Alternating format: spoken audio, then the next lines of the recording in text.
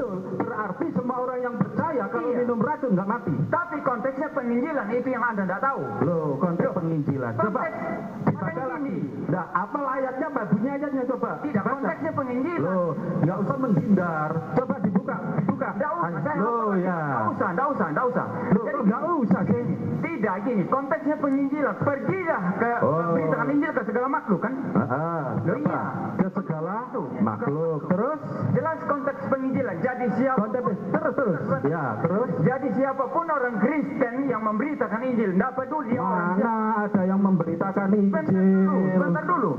Siapapun orang Kristen yang memberitakan Injil ya, tidak ada kata memberitakan. Lah, coba. Tuhan tolong itu Injil. Coba buka, dibaca. Saya tidak perlu tunduk kepada apa yang Anda katakan. Saya tidak perlu. Saya enggak hafal. Jangan tunduk pada saya. Iya. Baca kitab suci Anda, Markus pasal 16. Saya sudah kuasai kitab suci saya. Kalau Anda menguasai, coba baca tanpa melihat tulisannya. Orang Kristen tidak hafal lagi, bukan hafal lagi, tapi mengerti Alkitab. Baik. Ngerti. Makanya gini, Anda itu mau tundukkan saya di periksa posisi Anda. Saya tidak mau.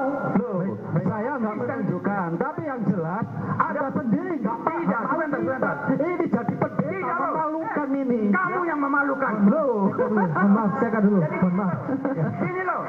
Ya, baik, silakan. Tidak, sebentar, saya lanjutkan dulu. Ya, oke. Ini kan waktu saya.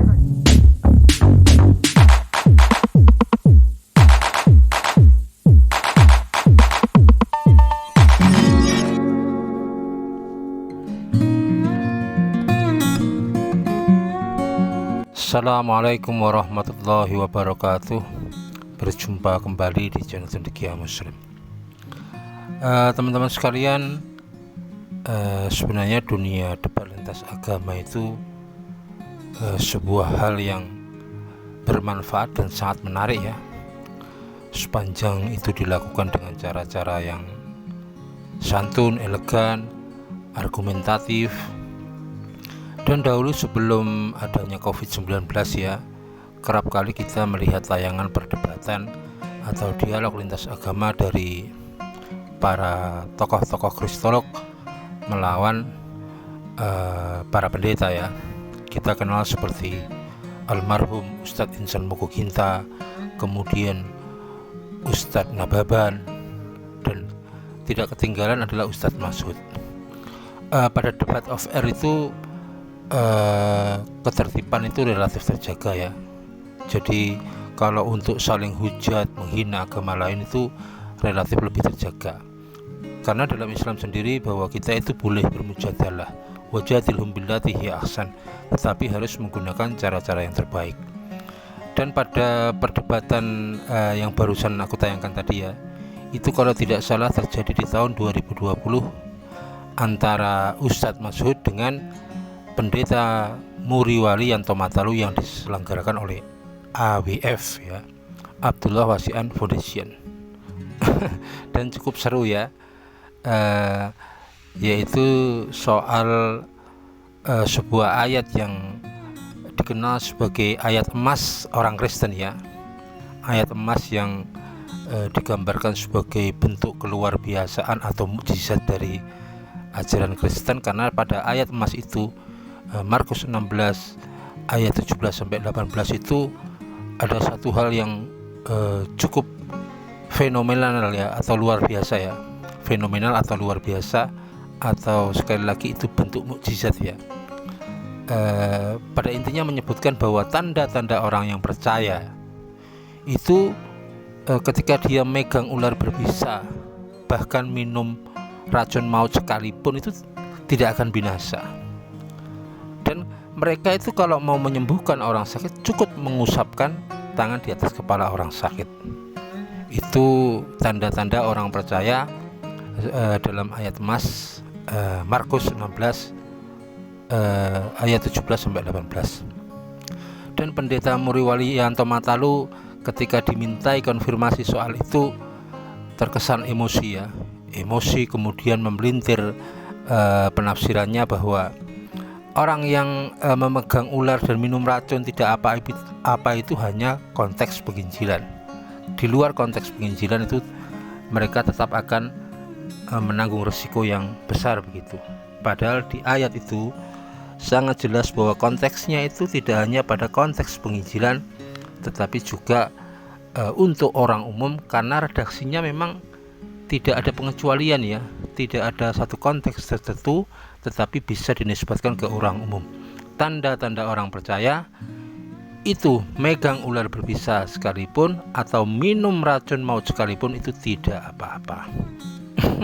Dan ayat ini memang seringkali diandalkan oleh orang Kristen, tetapi ketika diminta untuk membuktikan, mereka rata-rata berkelit dan menghindar karena tahu bahwa risiko besar jika mereka melakukan perintah di ayat tersebut.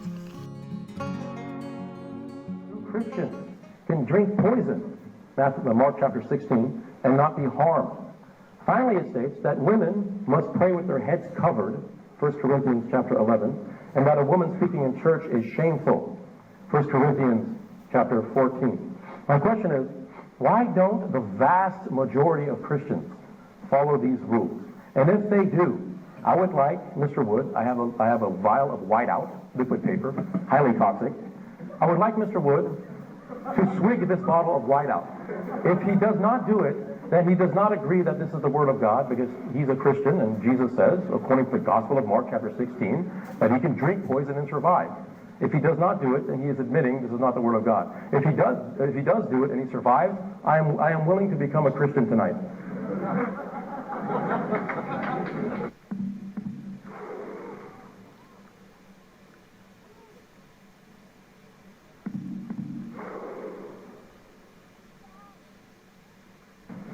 As far as the mark, that comes from the end of Mark, which practically every scholar, every Bible scholar in the world says was not authentic, that this was a later edition, And so that's not in the early source material. As far as our earliest records don't have that part about the poison. Teman-teman sekalian, kejadian serupa pernah menimpa David Wood ya, ketika dimintai pembuktian ya oleh lawan debatnya ya. David Wood ini seorang misionaris yang sangat terkenal ya. Dalam satu forum dialog, dia dimintai pembuktian, disodorkan racun untuk diminum. Dan tentu saja David Wood tahu resikonya ya. Kalau dia meminum racun itu, dipastikan dia akan mengalami kecelakaan besar ya. Berisiko nyawanya melayang. Makanya dalam perdebatan itu David Wood jujur mengakui bahwa Markus 16 ayat 17-18, ayat emasnya orang Kristen itu sebenarnya adalah ayat palsu, tidak asli, atau ayat sisipan. Demikian juga pendapat seperti itu disampaikan oleh banyak pakar perjanjian baru ya, bahwa memang ada beberapa ayat sisipan atau ayat yang tidak asli atau ayat palsu yang disisipkan oleh pihak gereja. Salah satunya soal ayat megang ular, minum racun, seperti yang tertuang dalam Markus 16 ayat 17-18. Teman-teman sekalian, bahkan di berbagai belahan dunia ya, banyak sekali korban berjatuhan, khususnya dari para pendeta yang mencoba membuktikan ya keaslian atau mukjizat dari ayat tersebut. Ketika mereka merasa sudah punya keimanan yang kuat dan ingin membuktikan apa yang diperintahkan dalam Markus 16 tersebut, mereka pada akhirnya bertumbangan ya, mengalami resiko besar, sampai ada yang nyawanya melayang dan ada yang dalam kondisi kritis yang harus diselamatkan. Pada intinya ayat tersebut telah memakan banyak korban dari kalangan pendeta, karena sekali lagi ayat tersebut adalah ayat palsu, dan ayat yang sedemikian itu kerap kali dijadikan andalan ya, ayat emas bagi para debater-debater untuk seolah menunjukkan bahwa Alkitab itu penuh dengan mukjizat. Seperti apa video soal pendeta yang kena prank dengan ayat tersebut.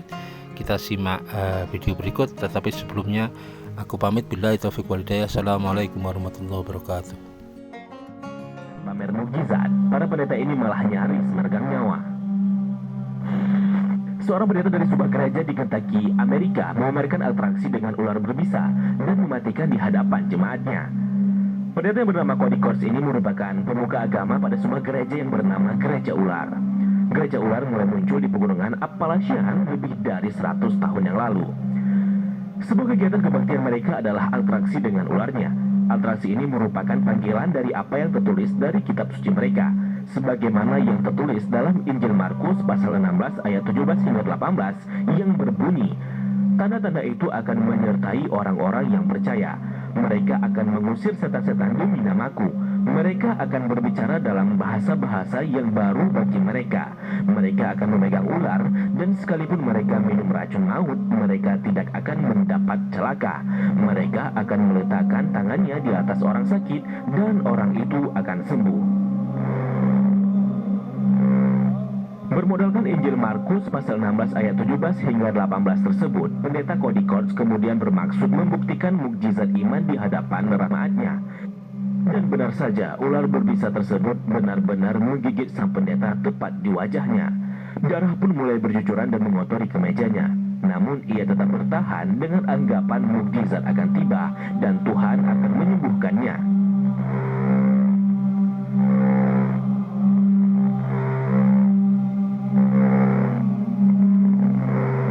Jemaat pun mulai panik, sang pendeta juga mulai tumbang. Ia berjalan ke kamar mandi dan kata-kata terakhir yang ia katakan adalah, wajahku terasa seperti terbakar. Sepertinya mukjizat tersebut tidak bekerja dengan baik, sehingga pendeta Cody kemudian langsung dievakuasi dan dibawa ke rumah sakit.